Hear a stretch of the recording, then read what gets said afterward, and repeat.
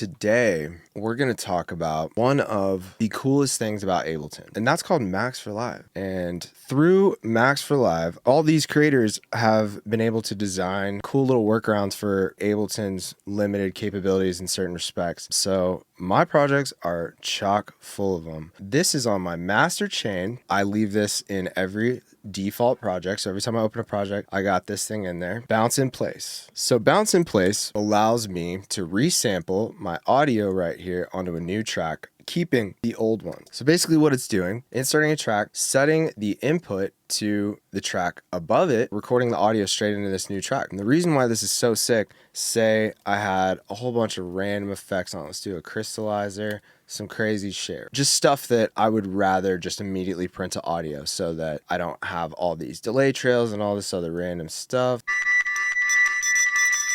I want to print these immediately to audio so that I've got it how it sounds. It looks like exactly what I'm hearing. Ableton actually just recently this year introduced their own factory version of this that I like for different reasons. So I can literally just select this track and hit Command B. So it did the exact same thing, basically, but there's certain use cases, like if I want to do this a bunch of different times on the same track, say I want to flip through a few other presets of crystallizer here, right? Say I want to just get a couple different vibes. I can literally just go back here, solo this track, arm this track, record it again.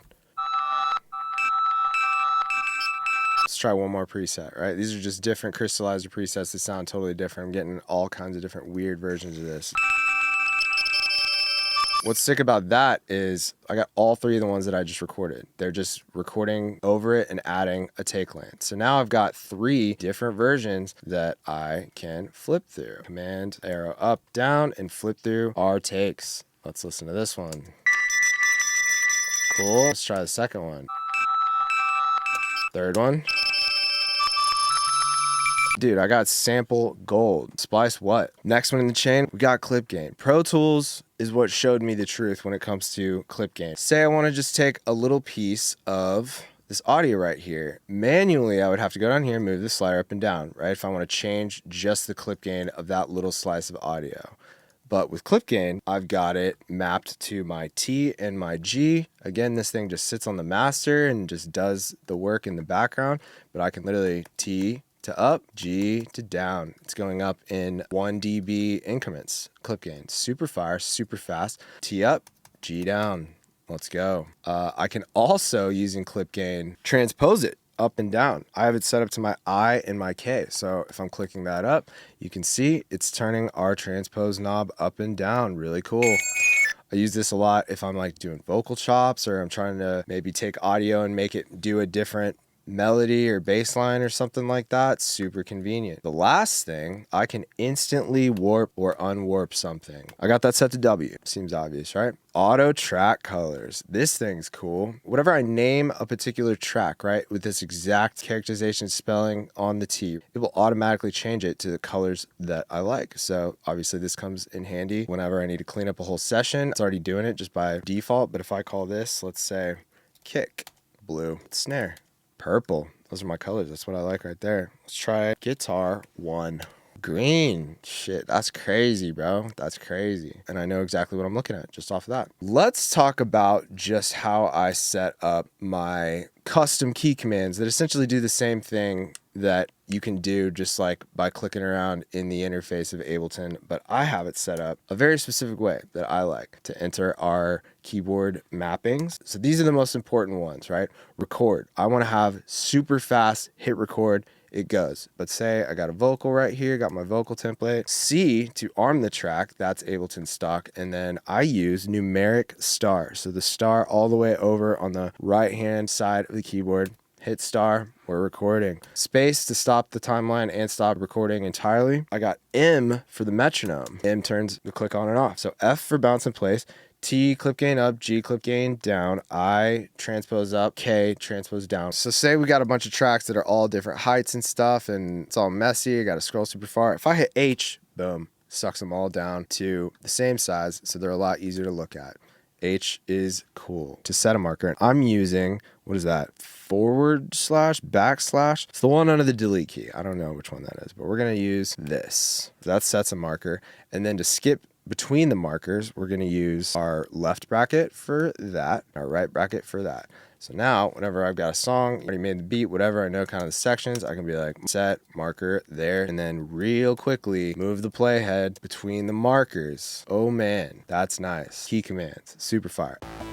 Are you looking for exclusive production, guitar, and drum loops made by yours truly right here in my studio? Hours of live stream content on how I make my music, remix stems, vocal chains, and even personal feedback on your music. Then head on over to my Patreon. That's patreon.com/harrywashere.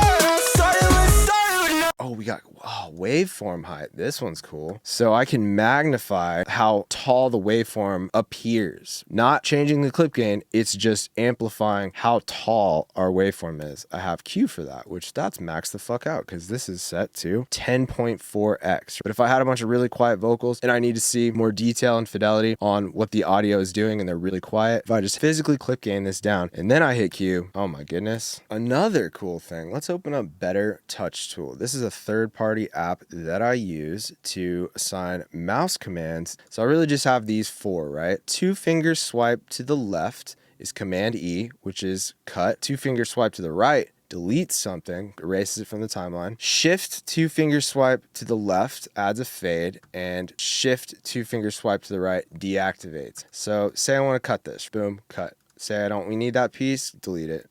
Undo that, say I just want to turn it off. I don't want to delete it entirely. Shift 2-finger swipe to the right, turns it off. And then say I need a fade right here, highlight that. Shift 2-finger swipe to the left, fade. You have no idea how fast it is to have those on my mouse. Literally just my Apple mouse. The most used commands are just my little finger movements on the mouse. Oh, this one's sick. Multimap allows us to take one single parameter and map it to an endless amount of other parameters. So the way I have this set up, I've got all my sends, right? So we know how sends work. You send a little bit of my audio here. So we got our sample. Sounds like this. Love that. Send it to a hall.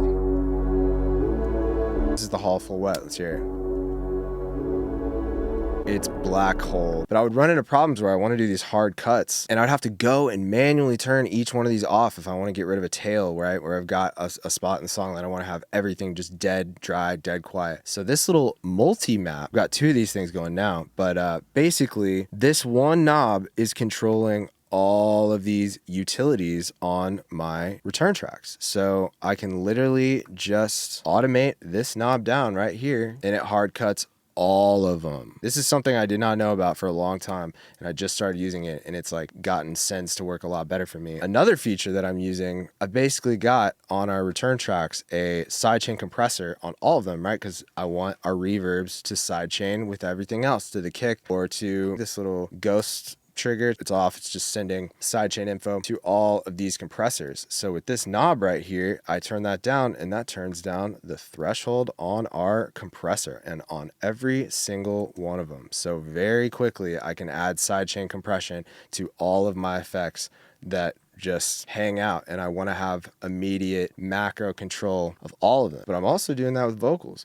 Say I've got all of my individual vocal chain effects, right? So it's a different chain on every group. I've got control of all of the dry and all of the wet for every single group. So we turn down our effects right there, turns every single effect chain all the way down, and I can automate this super clean. It's just amazing. Multimap. So if you know Ableton, again, you know that this third-party plugin should not exist right here where you can see the controls. Usually you'd have to open, like any other plugin, like the Autotune, for instance, you gotta come over here, click the wrench, open the plugin to see the interface. But this guy designed these wrappers for all of the UADx plugins, which I use religiously.